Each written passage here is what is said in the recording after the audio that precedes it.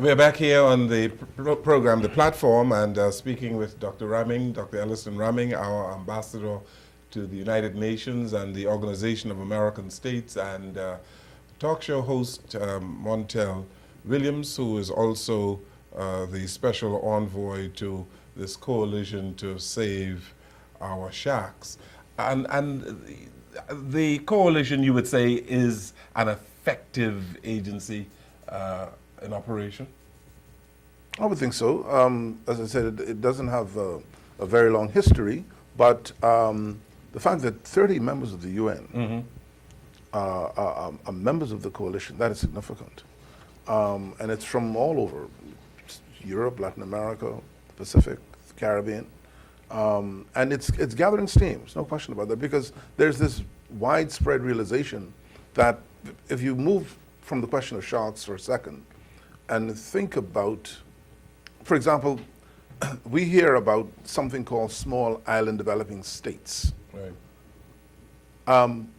I have been postulating the notion of large ocean developing states as opposed to small island developing states. If we say we are small island developing states, that means this is who we are right here, this table, that's us.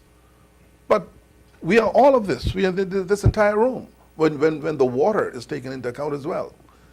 And so that makes us very much, very, very bigger than that. And so 85% of all living things are in the water. And so if we could put our minds around that, that would give us an idea how important the water is, particularly to a tourist economy such as the Bahamas, a coastal economy such as the Bahamas. Mr. Williams, how do I convince the young men who swim around Gambier and New Providence or Adelaide and New Providence, and they see sharks and they're afraid all the time? And they're afraid. And, yes. and in some ways, that I would say to them, you're justified to be afraid, because if you watch the movies of the past, they depicted something that gave you the idea you had to be afraid. Right. But if you have your own mind, you'll recognize that they're not attacking. You've been swimming around, you saw that shark. That shark, you knew, because your father told you and your grandfather told you, don't make quick moves. Don't wear anything bright. Right. And guess what? You swim around, that shark left you alone. Right. So the truth of the matter is that shark leaving you alone is a shark that's out there as a predator to something that was getting ready to attack that grouper that you're trying to eat for dinner tonight. Because the bottom line is that we have to look at the entire food chain and understand that in that food chain, we need every little step on that ladder to make this ocean stay as sustainable as it is. And this is a bigger, what's so great about what the Shark Coalition is doing, and the reason why I wanted to jump aboard, is because you need to have something that's going to grab people's attention to make them stop and think. We need to get the world to start thinking about an ocean that's not going to be the same ocean in 20 years. An ocean that right now, already in the air around the world, do you know that since 1900, 90% of the big fish in the ocean are gone? That's 90. There was a time back when science used to find pictures, lithographs on walls of ancient people who drew 1,100-pound tuna. And we thought it was all a fake.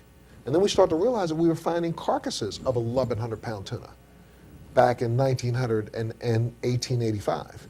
Right now, the biggest tuna we pull up out of the water is 300 pounds unless we fatten them in cages to make them 600 pounds.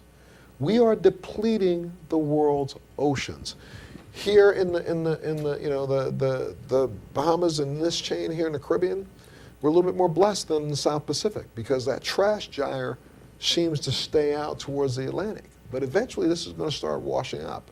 So I want those young fishermen to understand that it's their responsibility, that if they want their children to swim with fish and to swim with sharks, they got to protect the ones that they're looking at. And it's not that you're going to stand out there with a gun and say, don't attack my shark. But when you see some fishing boats out there with long nets, indiscriminately just pulling sharks up out of the water, taking a fin and throwing them overboard, it's time to report one. This is how it's got to start. This is going to be a movement that's going to take a generation to understand that they are not going to have the gifts that their parents had. You're actually promoting environmental consciousness. Have to. With respect to our oceans, eh? Yes, sir. Yes, sir. And for people that, And you know, again, Ambassador Rahming doesn't say this when we're among the other ambassadors, but the Bahamas has been all about this since the day I was born. I never knew anything different from the Bahamas. I thought the Bahamas was all about taking care of the environment, making sure it was beautiful for everybody to see. I believe this. And I think the Bahamian people have it in their heart. That's why it started here. And that's why you guys are going to lead the rest of the world. That's why somebody swimming south of here should be proud of the fact that the Bahamas is leading the way. And I guess that is why our ambassador is chairman of the coalition. Yes. Yes? Well, it's an honor, I think, for the Bahamas to have been asked to chair it. And we're trying during our tenure to sensitize the world community and also to show that a small country can play a major role in an organization like the United Nations. Size doesn't matter in terms of ideas. So, for example, the idea of bringing ambassadors to the Bahamas in this manner, that's something that big countries do. Small countries don't do things like this. But is there a specific, are you tasked with doing something specific? Yes, you are promoting environmental consciousness and all of the rest of it. But at the end of the day, what this coalition is to achieve in the setting of the United Nations? At the end of the day, we want to persuade other ambassadors at the United Nations to use their power and their influence to encourage their countries to create shark sanctuaries, so that the shark that's in the Bahamas, who moves along to Haiti or to Trinidad or to Barbados, would not be caught and slaughtered there, because they too are shark sanctuaries. If we can end up at a point where, as the UN's Sustainable Goals state, maybe 15 years from now, having 10% of the world's oceans as an animal sanctuary, that's part of the reason why I signed up. I'm in this for the long haul. I'm hoping that 10 years from now, we can get the world to say that we will declare 10% of our oceans animal sanctuaries. That alone could sustain life in the oceans if they just did 10%. If we keep going the way we are, there may not be an opportunity to start this 10 and 15 years from now, because it could be too late. Let me ask you, you're an American. Yes, sir. And you have the power of your television programs and books. What are you doing in the United States? What are Americans doing about it? I'm here right now shooting a documentary here in the Bahamas, blowing up the Bahamas as big as I can to embarrass the United States and the fact that we're not taking the lead.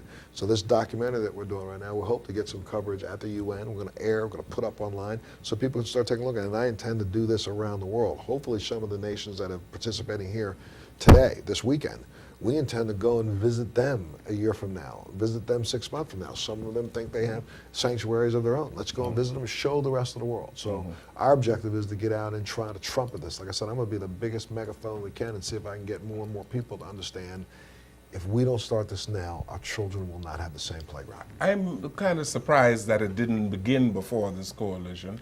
The Custos of the world, that foundation, the National Geographic Foundation, and many others have not promoted this as you are.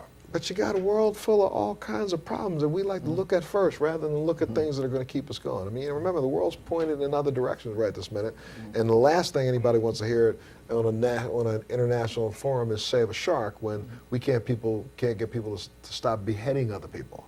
But in very short order, that nonsense is going to stop, and we're still going to deal with oceans and seas that are depleting, that don't have fish, that won't. There are areas, it's crazy. Along the eastern seaboard of the United States, we're finally waking up in the United States. You know, there used to be a major bluefish run and a major haddock run up in the United States. At this time of year, it's not happening. People used to have fishing boats along the East Coast. Boats are sitting dormant because they're not going out to catch blues. Where did they go? How come they're not going up there anymore? And after thousands of years, if you go back and look at the literature of the founding of the United States, do you know the bluefish was one of the things that kept, early settlers alive? You could walk out and spear bluefish. You can't even see a bluefish. These are the things we have to think about. That happened in less than a couple hundred years. Right now, in less than 100 years, we've depleted 90% of the big fish. What's going to happen in the next 90? I was reading your book, this one I have Yes, sir. before me, and there's a section in the book on violence and black on black violence. I know you didn't come here to talk about that, but we're being pretty violent to our oceans, aren't we? We are being disgustingly violent to our oceans, and I think some of it has to do with the fact that, again, we vilified the oceans. Are we a violent race of people? I don't know if it's just that mankind is just unnecessarily so violent. We are definitely a narcissistic animal, and we are only thinking about ourselves. We could care less about any other animal on this planet.